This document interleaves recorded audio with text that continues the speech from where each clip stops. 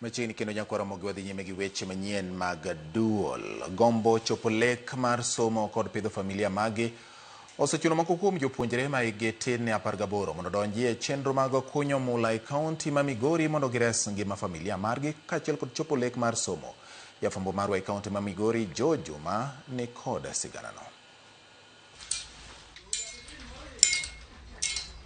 Kada beni kuonde ma kunyo mula chiko ko yir nyithindo mondo kot chenrogo ma kunyo mula ne wayango ni moko kuondegi jopuonjre ma hikgi tin ne 18 osebedo ka pondo kendo donjo e wechego ma kunyo mula. E okang' moro mar gombo ng'eyo gimomiyo jopuonjegi ma pod dhi sikul donjo e chenro ma kunyo mula ne wayango ni pek mar ngima osemo kuom nyithindogi donjo e wechego ma kunyo mula kata bedi ne en tok chik.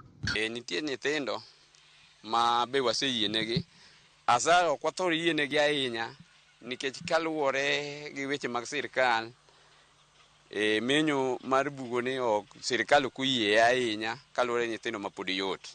To kaluwore gi condition nyalo mi in bende yie nikech gisechego samoro yudo ka in bende kaka inyalo konyo nyathino onge. Ne wayudo nitie moko kuom jopuonjre ma pod dhi sikul matimo chenro ma kunyo mula mondo giyudi omenda mar somo.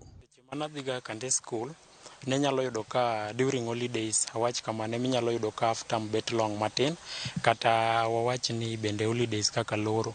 Koro yudo ka ndalogo ne akaw thuolo na makende mondo abiye kuonde mag mulagi to watiye mondo mi yud kaka at least inyalo dhi yepiti yud kaka inyalo chulo pesa moro matin kanyo eko e part mar school fees. Nitie jopuonje mathoth mawuok e familia manueng'ogi ni piny mosebedo mana ka chulo omenda mar somo kaachiel kod pidho familia ka okalo kuom chenro mag kunyo mula.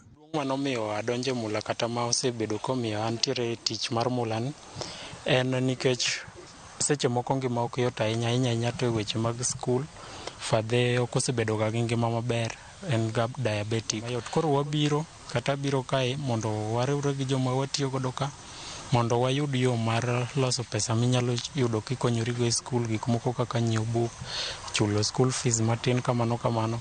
Joshua Otieno okelo ma japuonjre mane otimo penj mar klas 12 higa mokalo kendo rito donjo e mbalariany ma Rongo ne odonjo e chenro ma kunyo mula mondo eka oyud omenda mar somo kane en jaklas 9.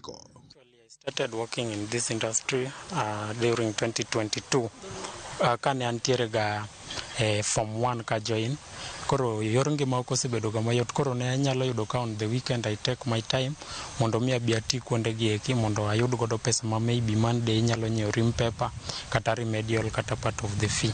Otieno mawuok e Kachumba Masuna East mane wayudo e achiel kuom kuondego ma kunyo mula e kaunti ma Migori wacho ni ne odonjo e chenro ma kunyo mula kapod otin mondo ne ochop lek mare mar somo nikech owuok e familia manueng'o ni piny kendo ka okalo kuom chenrogo ma kunyo mula mosebedo koyudo omenda mochulo mar somo. Ne apply na yudo koluonga Rongo University mowinjo bed ni wadonjo 24th mano next week Monday, to nyaka gi sani asebedo katemo e yor ngima manyo pesa e mula ka koni kod kocha, to pesa mwayudo bende samoro kaderom nikech miyudo kinyalo kony godo dala kocha nikech fadhe ok nie condition maber. Koro nyaka gi sani to an kama wawueni an pod amanyo mana pesa ma bende akia ni to dhi bedo koda nade nikech onge aunga gima antiere godo nyaka gi sani. Pesa mana asebedo ga kaloso ka gi kacha natemo ka gima boost godo nyithindwa man toka mondo mi oyud be kaka dhi mbele magi dhi skul cha bende ine ma samoro neni nikech koro ine mkubwa margi magi nyalo neno apart from the father. Kada bed ni chik ok oyie mondo kony nyithindo tim chenro mag kunyo mula, moko kuom jogo mantie kod bugni mag kunyo mula wachno osechunogi mondo gichiw thuolo moko kuom jopuonjegi mondo koyud omenda ma ginyalo tiyo godo e chulo sombgi kaachiel kod rito familia ma giwuokie. Kama chunyo yaore mondo mi lekne ochop kare kaka ne ogombo mondo misumbe odhi mbele. Enyewe ni mtoto mwenye akuna hamu ya kuendelea na masomo yake, lakini inaonekana masomo yake itaenda kuanguka sauli ya feta. Sasa kama kuna mwenye msamaria mwema mwenye ataweza kusaidia huyu kijana amsaidie. George Juma, Ramogi TV, Migori.